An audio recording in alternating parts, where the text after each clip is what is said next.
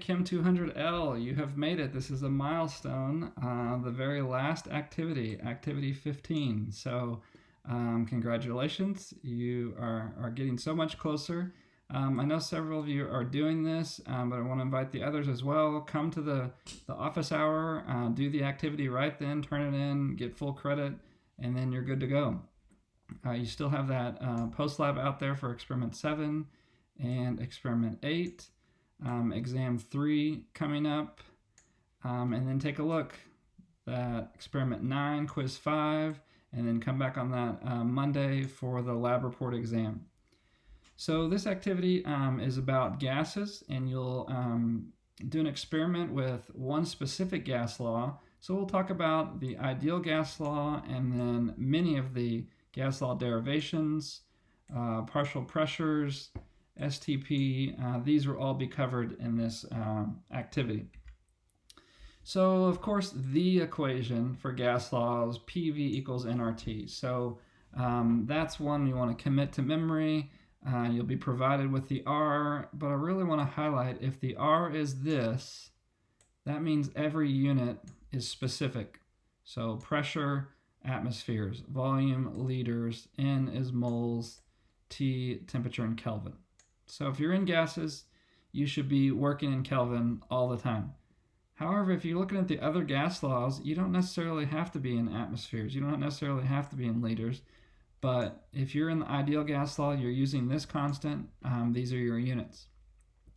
So I encourage you to feel comfortable using the ideal gas law and then doing derivations. So what I mean with this is pressure, volume, and if the moles and temperature are constant, it doesn't matter if you change the pressure and volume.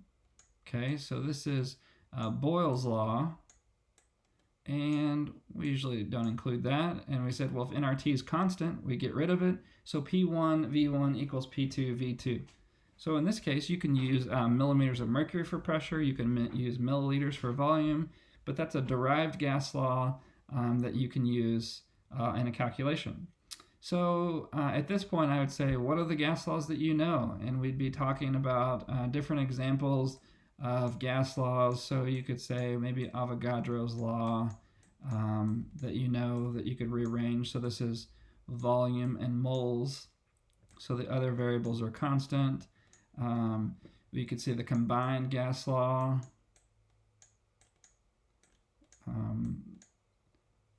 You've used this one. And Charles's law is volume and temperature. So you could have another example. Temperature and pressure is the experiment 9 that you'll do. So it's not covered in your textbook, but that's in the lab. So then you'll cover that.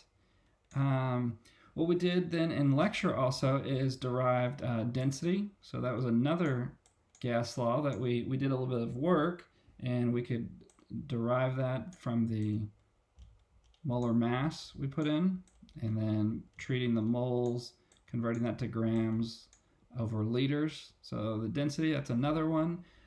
So these are ways that you can see gas laws and do different problems with them.